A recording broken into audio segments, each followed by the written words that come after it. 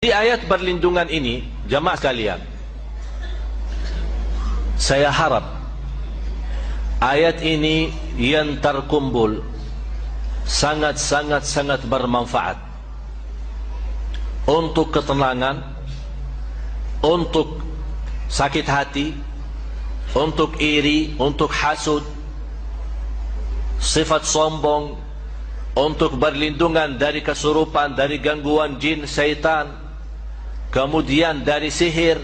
Kalau ada orang yang sakit hati mau bikin sesuatu supaya kita tidak lancar usaha, tidak lancar hidup kita, apa saja masalahnya, insyaAllah dengan berkat dan kekuatan ayat ini sangat luar biasa manfaatnya. Termasuk untuk penyakit-penyakit kita. Kalau ada yang sakit, biarpun penyakitnya itu sampai kanker, insyaAllah disembuhkan oleh Allah Subhanahu Wa Taala. Dan ini bukan pertama saya bagi. Ini bukan pertama. Sejak saya di Madinah.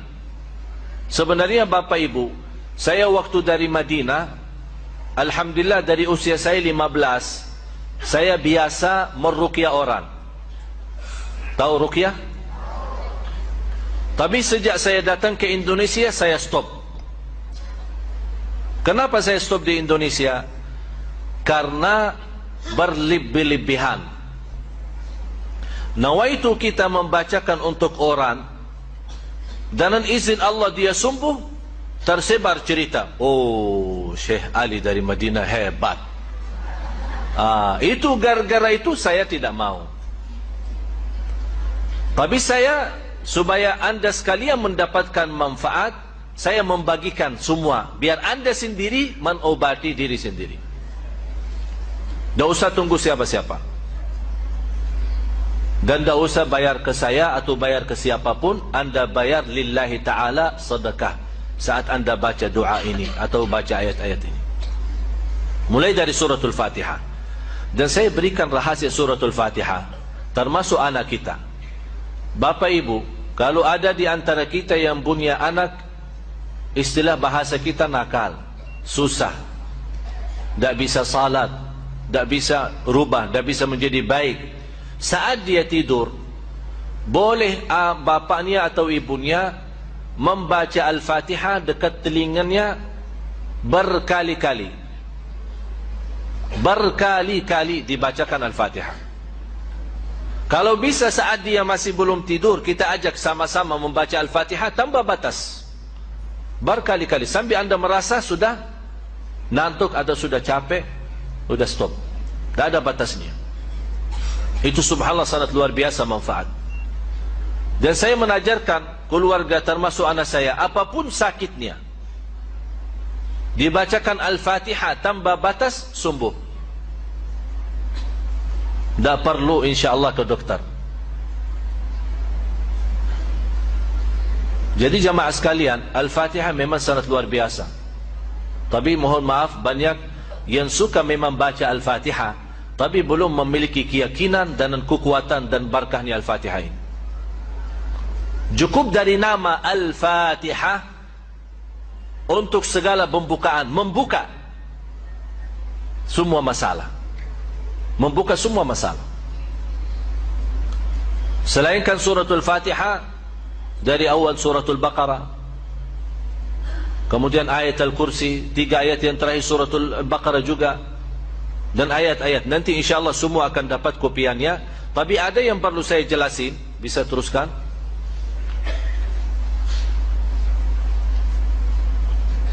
Ini 5 ayat suratul Baqarah. Terus suratul Baqarah masih ayat 20. Termasuk ini ayat khusus untuk hasud. Tapi tidak bisa, istilahnya tidak bisa hanya mengambil satu-satu. Diusahakan dibawa ayatnya semua. Dan tidak harus setiap hari. Kalau anda melihat, terlalu banyak ayatnya, nanti membuat malas, tidak usah setiap hari. Dia bisa seminggu sekali, setiap 3 hari sekali. Artinya diusahakan rajin. Jangan sampai tertinggal lama tidak baca. Sudah jelas? Terus ini juga ini untuk menolak hasudnya orang. Kalau kita punya usaha, ada orang yang suka iri atau suka hasud kita, InsyaAllah ayat 20 sama ayat 69 akan melindungi kita dari hasudnya orang. Terus ini juga termasuk untuk hasud. Jadi 3 ayat, 20, 69 sama 109. Ini semua ayat khusus untuk menolak hasudnya orang terhadap kita. Hasudnya terhadap hidup kita, bahagia kita di rumah tangga, usaha kita, apapun yang terkait dalam kehidupan kita sehari-hari. Terus ini ayat Al-Kursi sama ayat selanjutnya. Terus lagi. Teruskan. Ini semua ayat-ayat masih di suratul Baqarah. Tapi yang penting saya mau akan jelaskan cara-cara untuk memakai, bagaimana cara berobat, menobati diri sendiri atau menobati orang lain. Artinya orang lain ya, anak kita, suami kita, istri kita. Udah mau azan ya, jangan kemana-mana, sesaat lagi kita kembali.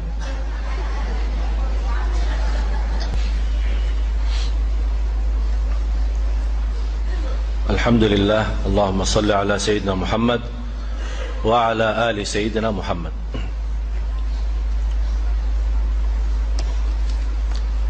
Ya, terus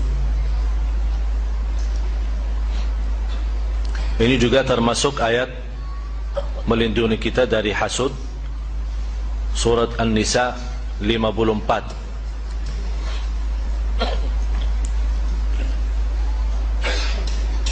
Ini juga termasuk suratul Hijr. Walaqad ja'alna fis samai burujan, ayat 16 sampai 18, 3 ayat. Kalau angka pertama itu nomor surah, ya, angka pertama suratul Hijr 15 itu nomor surahnya, surah 15 ayat 16 sampai dengan ayat 18. Kemudian dari surat Taha 23 ayat pertama, mulai dari ayat 1 sampai ayat 23. Ini sangat luar biasa manfaatnya bagi orang yang kena sihir. Orang pun yang belum kena sihir, mudah-mudahan dan teruskan membaca ayat ini, tidak akan bisa mengganggu dengan sihir.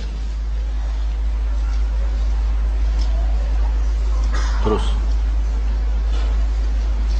ini masih surat Taha, surat 20 ayat 131.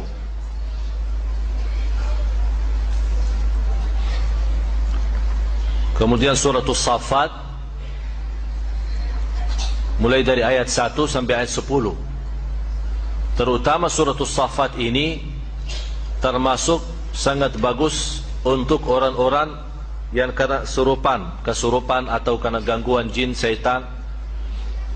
Dan termasuk orang yang sering baca 10 ayat ini, InsyaAllah sangat membantu menghilangkan was-was. Ada orang suka selalu was-was. Artinya suka was-was, ya kadang salat suka was-was, ini salat rakaat yang ketiga atau 4. Kadang-kadang dalam salatnya apakah suka baca Al-Fatihah atau belum. Kadang-kadang was-wasnya apakah sudah baca Qul Hu belum. Kadang-kadang saking was-was dalam ruku' malah baca Subhan Rabbiyal A'la. Dalam sujud terbalik Subhan Rabbiyal Azim. Karena dia tidak mensadarkan salatnya, ya terbalik doa-doa ini. InsyaAllah dalam membawa ayat-ayat ini akan dilindungi Allah dari rasa was-was.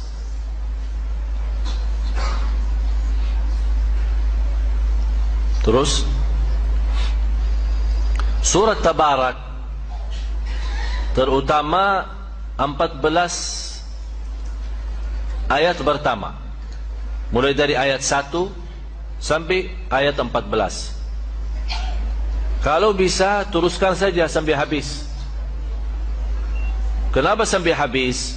Karena 14 ini memang untuk melindungi kita dari godaan, termasuk godaan hawa nafsu, termasuk juga dari hasud, dari sakit hati orang, dari iri, dari sihir, dari gangguan jin syaitan.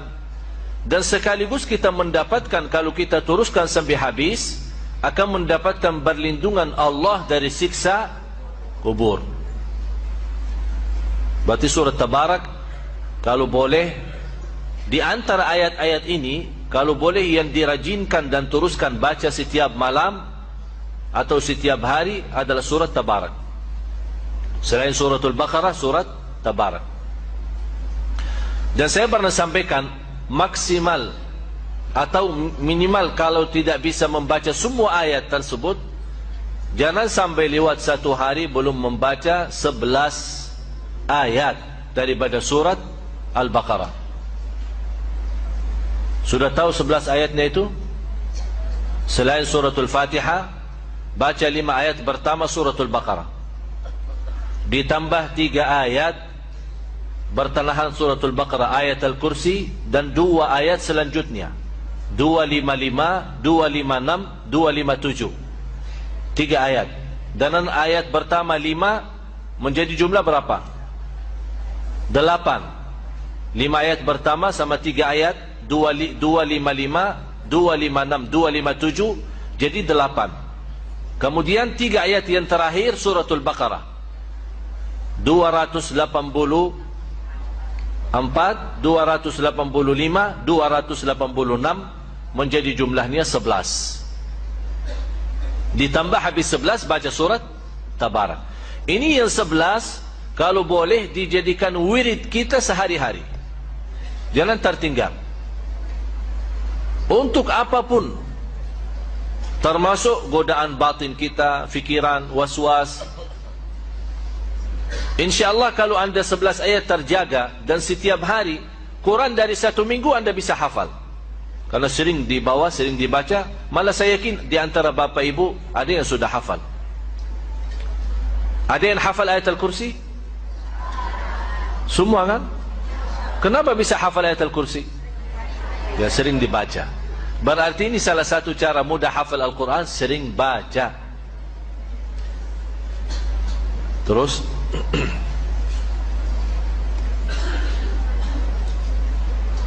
ini suratul Qalam.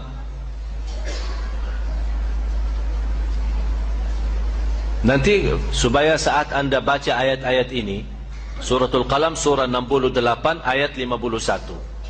Saat anda baca ayat-ayat ini, tolong buka nanti Al-Quran di rumah, baca terjemahannya, artinya. Kenapa? Supaya saat anda baca ayat ini, anda bisa mengerti maksud daripada ayat ini, memahami isinya, supaya anda saat baca merasa bagaimana berkahnya ayat dan kekuatan ayat ini untuk bermanfaat bagi kita, lahir maupun batin. Nah, terus surah At-Taubah, surah ke-9 ayat 14 sama 15. Terus ini semua ayat yang saya jelaskan ini semua ada di kopiannya ya. Tinggal insyaAllah semua mudah-mudahan dapat. Terus ada yang sudah dapat? Kayak ini ada sebagian dapat sana. Ya udah nanti. Ya nanti diatur habis salat insyaallah masing-masing dapat. Ada hampir 1000. Mudah-mudahan yang tidak dapat kali ini insyaallah jangan khawatir. Insyaallah kita hari Jumat subuh kita ketemu lagi, insyaallah dapat insyaallah.